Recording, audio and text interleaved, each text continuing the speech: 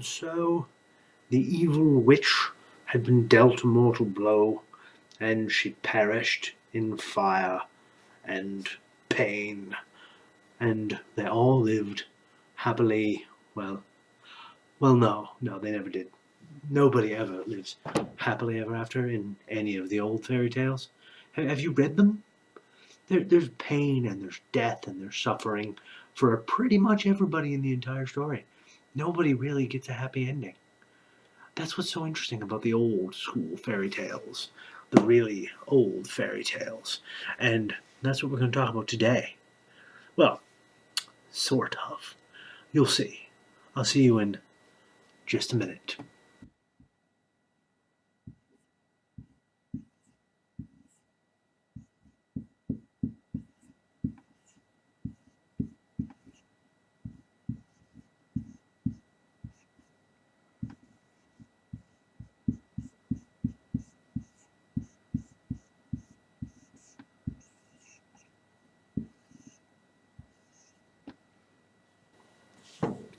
Hello, and welcome to chapter 24 of book 1 of You Should Be Reading.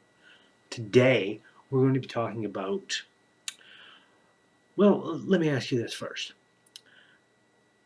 How many of you out there like Once Upon a Time, the ABC television show with the old fairy tale characters, all the Disney ones, all in modern day, real life, live action, all that cool stuff? Some of you do. I'm pretty sure some of you out there would like it. Now, imagine a series of books based off that,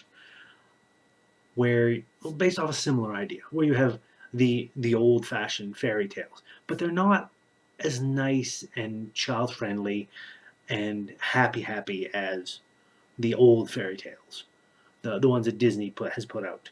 They're not as happy as those ones. These are more akin to the old fairy tales, the Grimm fairy tales, where you have, for example, which one is it here? I believe it was Sleeping Beauty.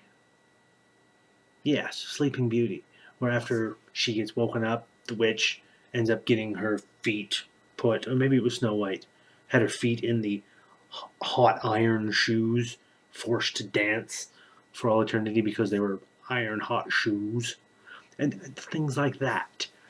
Now, it kind of harkens back to that, but not exactly.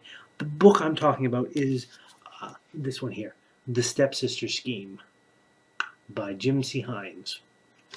Now, as you can see on the cover, it's got three princesses. You've got, right there in the middle, you've got Cinderella. Then over here, Snow White. And over here, Sleeping Beauty. But they're not exactly the sort of princesses you'd expect. I mean, for example, Snow White, she had to flee her kingdom because of the evil queen that she defeated with the help of the seven dwarfs. She's a sorceress who specializes in mirror magic, as well as some snow magic, I guess you could say, water magic. She also has the seven dwarfs, powerful elemental beings that she can call on. But anytime she does, it takes a drastic toll on her. Then you've got Sleeping Beauty. Sleeping Beauty was the most beautiful woman in the world, gifted with the fairy gifts of grace, dance, etc., etc. But because this had happened like 100 years ago, when she was the most beautiful, the concepts of beauty in a culture change over time. She doesn't look like the most beautiful woman anymore. She looks rather plain. Also, the fact that she has, with her fairy gifts of grace and dancing, pretty much makes her the most powerful martial artist in the world, because martial arts is another kind of dancing. Then you have Danielle, Cinderella, Danielle de Glace, and she does have the typical had a fairy godmother that was actually the ghost of her mother. She can communicate with animals quite well. She has that special ability. And in this book, she picks up, I don't know if you can see it that well, right there, the sword. She picks up a sword from the last gift from her grandmother, from her mother, the ghost of her mother. And this sword is made entirely of glass. Hard as steel, but made entirely of glass. Only she can actually touch the blade without being cut, because it's a gift from her mother, doesn't want to hurt her. And this deals with the fact the book is all about how her stepsister, one of her two stepsisters, shows up out of the blue in the months after she's been married to Prince Charming. Shows up with suddenly all kinds of magic she can call on. And she kidnaps Prince Charming. And it's up to the three ladies to get him back from the land of the fairies. You can tell right now, already, it is not your typical fairy tale, not your typical fantasy. And this is only book one of a series. He's got two more.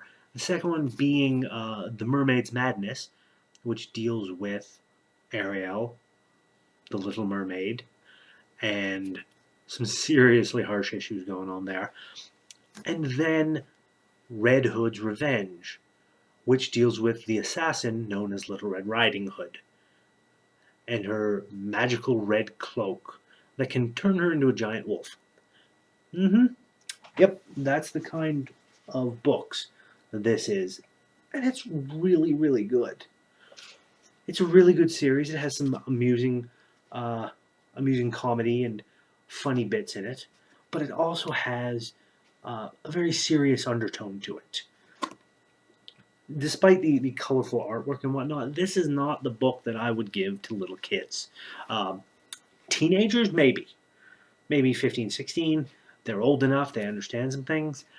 Yeah, then young adults, this would be a good book for, and any adults, because it does deal with some serious issues. Maybe not in this one, but in other ones, where there's, how to put this? There is a section in this one where it deals with it, kind of referring back to it, but it deals with rape as part of the story of one of the characters. There's, I believe, another section in another book, the second one, dealing with it as well. But it's the way it's tied in. It's tied into the older fairy tales, and the older fairy tales were pretty dark. So, I mean, what else can you do? You have to work on it. You have to understand this when you're reading these books, that they're not just stuff. It's not just simple fluff fairy tale. It's got a message to it. It's a good series. And the best part about it, one of the best parts about it, is how the three princesses kind of play off one another. And the queen. There's a queen. Oh, yes. Danielle's mother-in-law. And she is, how to put this?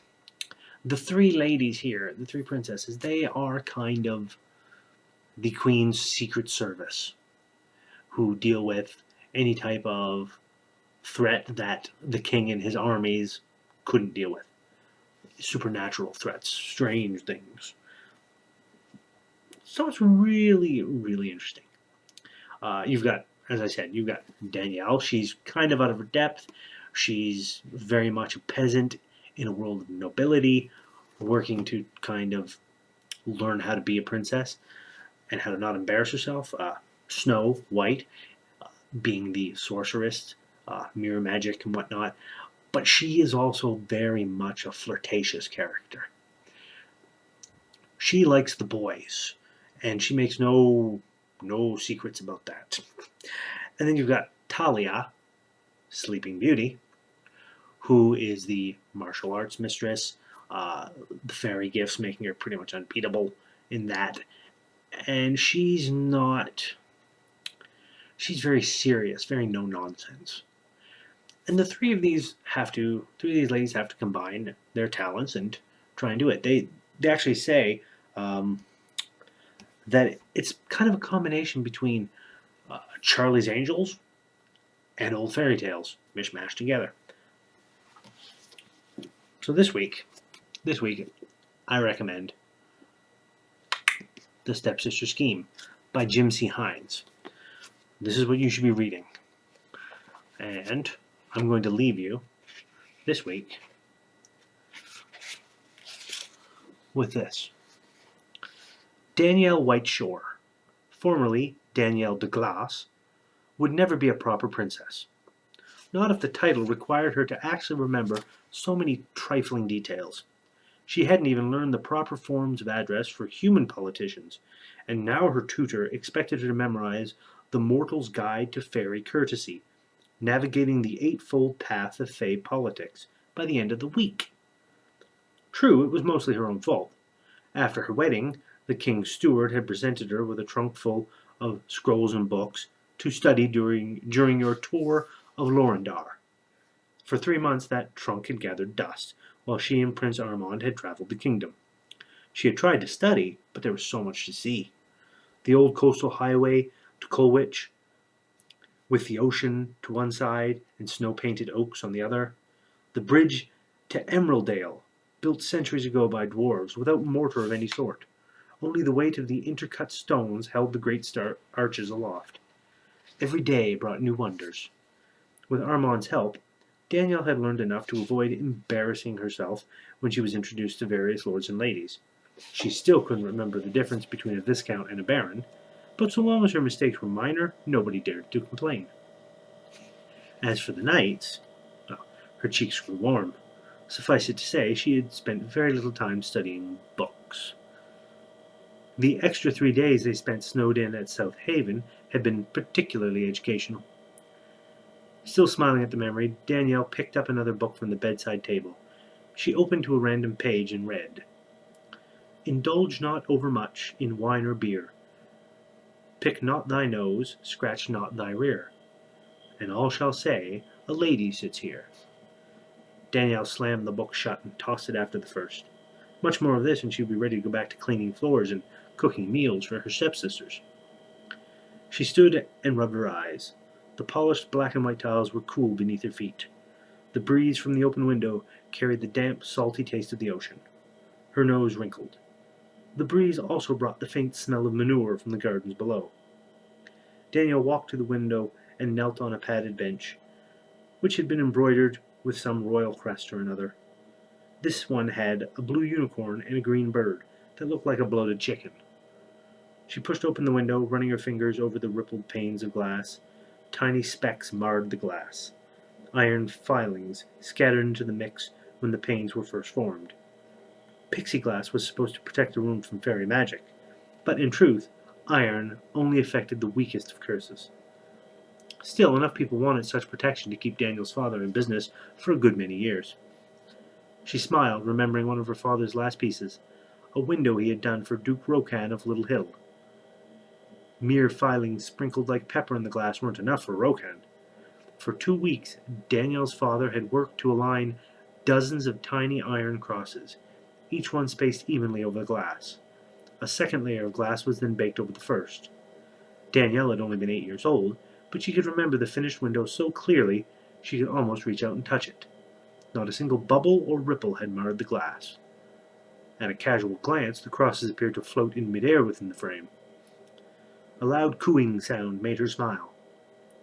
She leaned out, twisting her head to see several pigeons and one old dove perched on the green copper gutters which ran the length of Whiteshore Castle.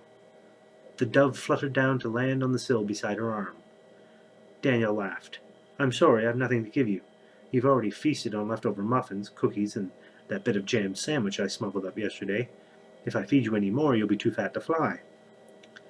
The dove opened his mouth and cooed again, clearly unconcerned by such eventualities. "Your Highness?" Daniel jumped, and the dove fluttered his wings in annoyance. A serving woman stood in the doorway, a wooden tray in one hand, a trencher of bread sat in the middle, filled with glazed cherries and strawberries. A bronze cup stood beside it. "Good morning, Talia." The morning sun shone on her brown skin. Her voice was clear and smooth, almost musical. Only the slightest accent, an emphasis on the longer vowel sounds, distinguished her words from a native islander. Daniel guessed her to be from the Arathian deserts to the south, but Talia had never responded to Daniel's overtures. Daniel still couldn't remember half of the nobles who visited each day, but she knew the names of every servant in the palace. Some were uncomfortable with the princess's familiarity, while others had started to relax in her presence. Talia fit neither category. Strong and slender, she appeared only a little older than Danielle's 18 years, yet something in her bearing made Danielle feel like a child. She bowed her head slightly, every movement proper, but her dark eyes met Danielle's without flinching. "I thought you might appreciate a snack." On the windowsill, the dove cooed and hopped closer. Danielle glared in mock annoyance. "Did you arrange this?" "Highness?" Talia was staring at the dove, clearly skeptical of a princess who chatted with birds. "Thank you for the food," said Danielle. "I appreciate your thoughtfulness." Talia nodded and brought the tray around the bed. With her free hand she stacked Daniel's books to one side of the bedside table, and then set the tray down, all so smoothly the wine in the cup barely even rippled. The movement pulled back Talia's sleeves, revealing pale scars across her right forearm. Talia noticed Daniel's gaze, but didn't bother to adjust her shirt. Instead she moved to the bed, straightening the covers and returning the mortal's guide to fairy courtesy to the stack on the table. "Don't worry about that," Daniel said. "I can. You are Princess of Lorindar, your Highness, not some ash-covered slave girl from the city." Danielle flushed and turned away. Everyone in the palace knew of her past, though nobody would speak of it to her face.